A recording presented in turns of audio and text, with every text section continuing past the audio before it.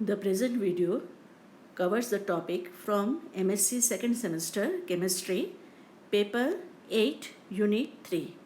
The topic of this video is hydrogenation of carbon-carbon double and triple bonds. The points of discussion in this video will include first the comparison of energy profile diagrams of catalyzed and non-catalyzed hydrogenation of alkene. If hydrogenation of alkene is carried out in absence of catalyst, no product is obtained under normal condition because the activation energy is very high. But in presence of catalyst, it takes place in another path which require less energy. So the first point will be comparison of activation energy of catalyzed and non-catalyzed hydrogenation of alkene with the help of energy profile diagram. Different type of catalysts are used for hydrogenation depending on the degree of selectivity. So the second point will be the types of catalysts which are used in the hydrogenation of alkenes. Then we will discuss the mechanism and then stereochemistry and stereoselectivity of hydrogenation. We will also discuss the how can we determine the stability of alkene with the help of heat of hydrogenation. So, what is the relation between the heat of hydrogenation and stability of alkene will be our next point of discussion. And lastly, we will learn the hydrogenation of alkynes or the compounds with carbon-carbon triple bond.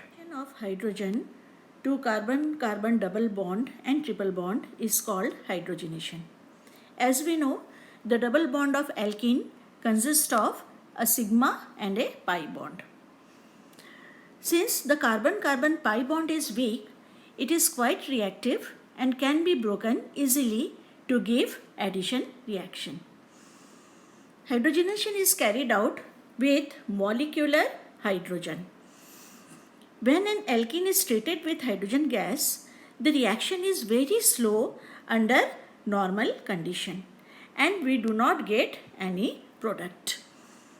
The reaction is exothermic but involves high activation energy which is not provided under normal condition. But in presence of a catalyst, the reaction takes place a new pathway which require low activation energy and the reaction takes place. Here we can see that in presence of catalyst, we are getting alkane from the hydrogenation of alkene. We can understand this by this graph. In this graph, the R stands for, here is R. R stands for the energy of reactant, while the P is the energy of product. EA means activation energy, and TS means this is the transition state, and del H is heat of hydrogenation. In this graph, we can see that the activation energy of the reaction in absence of an catalyst is very high. This is the activation energy when no catalyst is used. This energy barrier cannot be overcome at room temperature. So the reaction is very slow. But when the reaction is carried out in presence of a catalyst, the activation energy is considerably low. So the reaction is fast. And we can see here more than one transition state in case of catalytic hydrogenation. This show the hydrogenation is multi-step reaction when a catalyst is used. The reaction is thermodynamically favorable, as we can see the energy of product is less than that of the energy of reactant. So the reaction is as exothermic. The energy released during the hydrogenation is called heat of hydrogenation. Now we will discuss about the types of catalysts. As we know, hydrogenation of alkene is carried out in presence of catalyst. Heterogeneous catalyst is used in the hydrogenation. Now what is heterogeneous catalyst? If the physical state of reactants and that of catalyst is different, then it is called heterogeneous catalyst. Generally, alkenes are fluid, so solid catalysts are used. Here we can see this alkene is liquid, hydrogen, molecular hydrogen is gas, and the catalyst used here, nickel, is in solid state. So this type of catalyst whose physical state is different from that of the reactant is called heterogeneous catalyst. So in hydrogenation of alkene, heterogeneous catalysts are used. The choice of catalyst depend on the functional groups present in the alkene and degree of selectivity. Now what is selectivity? Consider a compound here.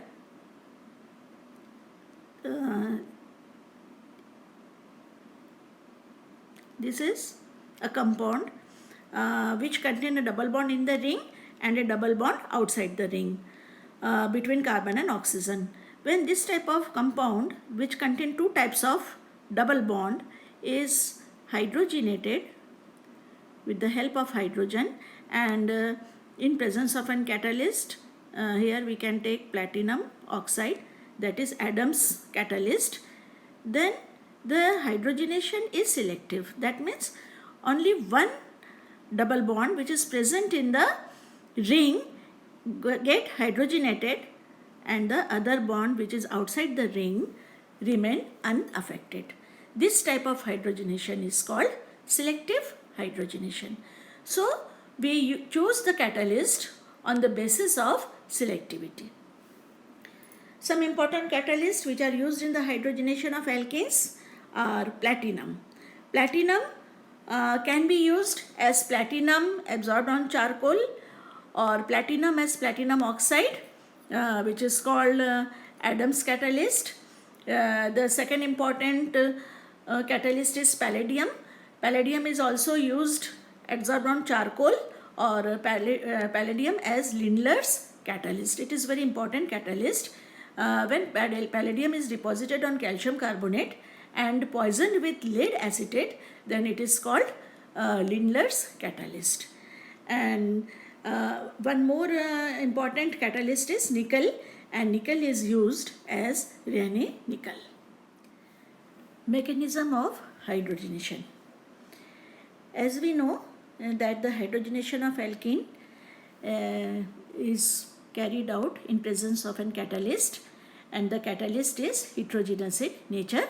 It is generally a metal adsorbed on carbon or charcoal.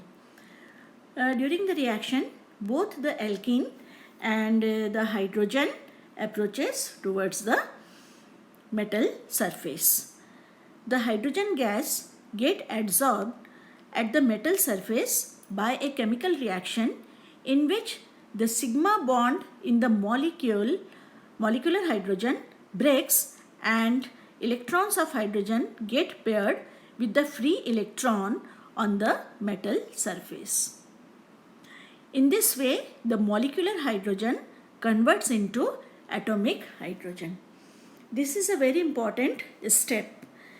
The molecular conversion of molecular hydrogen in atomic hydrogen is very tough and it requires a lot of energy. But here, in the presence of catalyst, the molecular hydrogen get easily converted into atomic hydrogen. So why the reaction takes place under normal condition? In the presence of an catalyst. When the alkene molecule collide with the metal surface carrying hydrogen atom, the pi bond of the alkene interact with the metal catalyst and get adsorbed. Then a hydrogen atom is transferred from the catalyst surface to one of the carbon of the double bond, followed by the transfer of second hydrogen atom to the other carbon of the double bond. In this way, an alkane is formed. The alkane is then released from the catalyst surface. As both the hydrogen atoms are transferred to alkene from the same side of the metal, so the addition is syn, and we get syn product. What is syn? When both the atoms get adsorbed from the same side of the molecule, then this is called syn addition. Here we can illustrate syn and anti addition. As you can see here, both the hydrogen is adding from the same side of the molecule, so it is called syn addition. And when the hydrogen are added from the opposite side, then it is called anti addition. So the hydrogenation of alkene is a syn addition. Now we will discuss the stereochemistry and stereoselectivity. As we know that hydrogenation of alkene is a syn addition.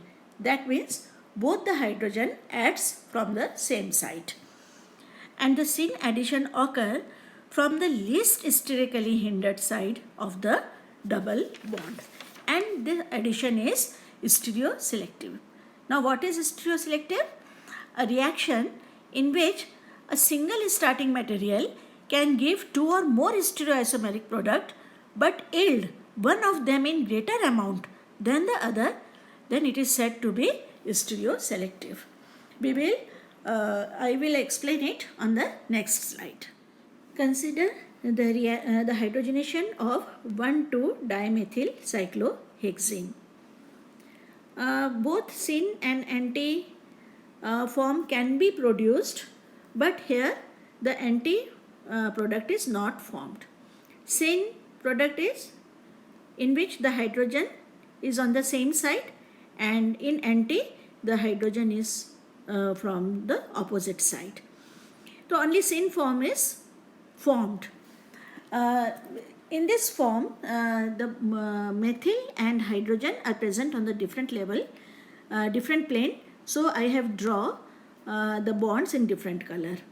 You can see here the addition of hydrogen is from the least hindered side of the molecule, and a syn product is formed. It is most stable. Consider the second reaction. Here the syn addition product, both syn product and anti product is forming. The syn addition product is only 80%. This suggests that the addition of two hydrogen is not simultaneous. Actually, after the addition of one hydrogen atom, the carbon with its group rotates about carbon-carbon single bond, and then the other hydrogen atom adds and give rise to anti or trans product. But the amount of this anti product is very small. So the main product is syn product. So this addition is stereoselective, as I have said earlier, that if a single starting material can give rise to or more stereoisomeric product, in this case syn and anti, but yield one of them in greater amount, that is syn amount is produced in greater amount, then the reaction is called stereoselective. So the reaction of hydrogenation of alkene is syn and it is stereoselective. Now we will discuss the relation between the heat of hydrogenation and the stability of alkene. The stability of alkene can be measured in terms of heat of hydrogenation. As I have said earlier, the energy released during hydrogenation is known as heat of hydrogenation. It depends on the structure of alkene.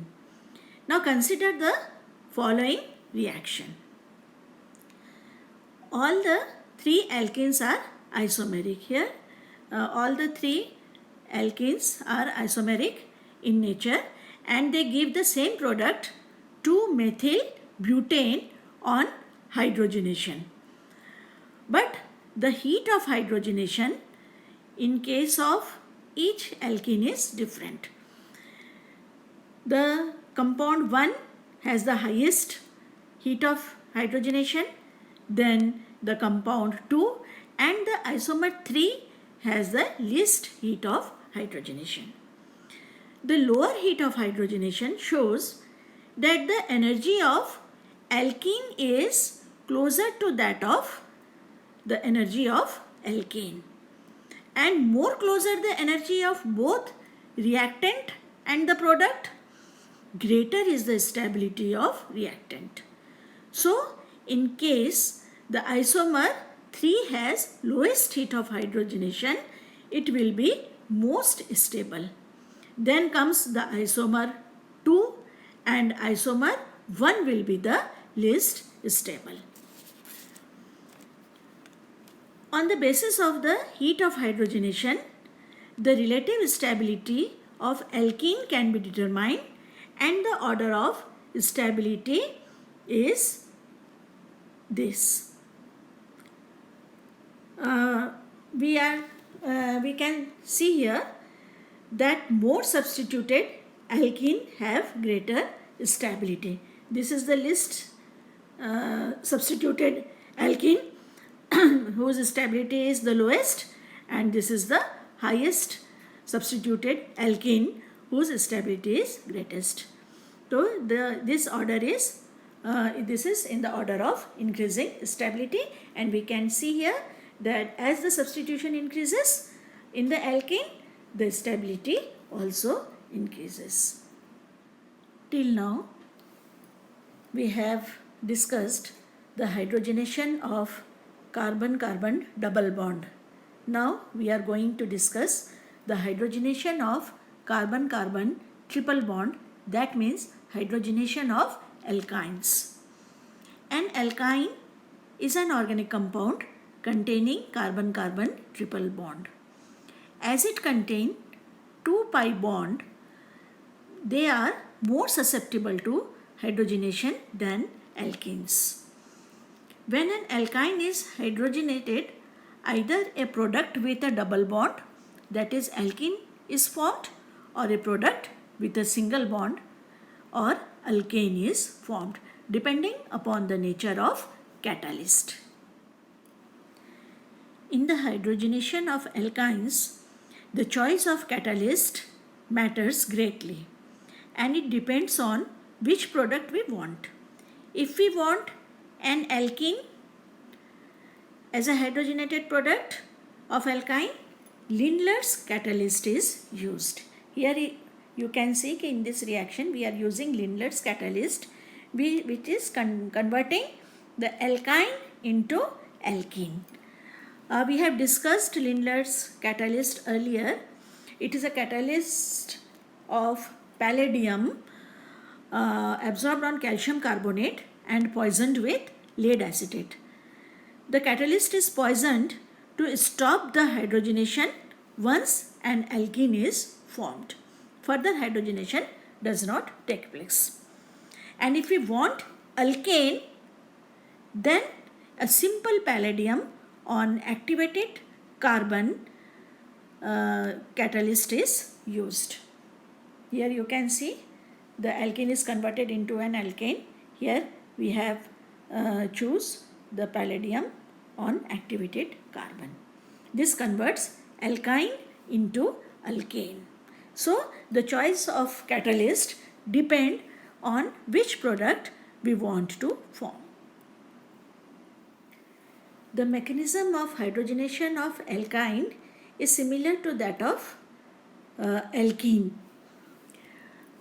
When we use Lindlar's catalyst, a cis alkene is formed. The hydrogen atoms are transferred to the alkyne simultaneously from the same side of the metal surface, and a cis form is formed. The reaction is stereospecific, giving only syn product. But the hydrogenation of alkyne also gives trans-alkene with the use of sodium dissolved in ammonia solution. This is the mechanism of formation of an trans product. Here we can see the sodium, which is a metal and having a free electron. It gives an electron to the pi bond of the alkyne, and the electrons of the one of the pi orbital get paired up. It gives its electron to the hydrogen of ammonia and takes up, and in this way a carbon hydrogen bond is formed, and the 1 pi bond breaks up and a free radical is formed. Now again the sodium gives its electron to this free radical and it gets paired up, and again it gives the electron to the hydrogen of the ammonia and takes up the hydrogen, but from the opposite side of that the previous hydrogen, and in this way it forms a trans product. So we can see here that different catalysts give different product by the hydrogenation of alkyne. That if Landler's catalyst is used, we get a cis product, and if we used sodium and ammonia solution as a catalyst, we get a trans product.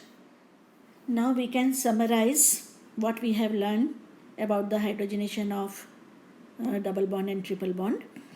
First of all, we have learned that hydrogenation is the addition of hydrogen to double bond and triple bond, and the hydrogenation is carried out in presence of a catalyst, because that in presence of catalyst the reaction takes place in different path which require less activation energy.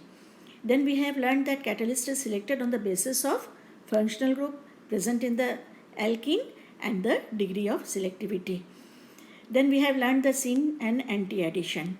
If the addition of hydrogen is from the same side, it is called syn, and if it is from opposite side, it is called anti addition. And we have also learned the mechanism of hydrogenation of alkene. Stereochemistry we have learned, in which we have learned that the addition is syn and addition of hydrogen takes place from the least hindered side of the molecule. And we have also learned about the stereoselectivity, that is both syn and anti form can be formed, but the syn form is the major product, which is about 80% of the product. So the reaction is stereoselective. Then we have learned the stability of olefins, which can be determined by the heat of hydrogenation. Lower the heat of hydrogenation, greater is the stability of the olefin. We have also learned the hydrogenation of alkyne, and have seen that how cis and trans addition in alkyne takes place in when different catalysts are used. So this is the end of our video lecture, and at the end I hope that this video lecture will be helpful to understand the hydrogenation of double and triple bond. Thank you for watching this, and all the best.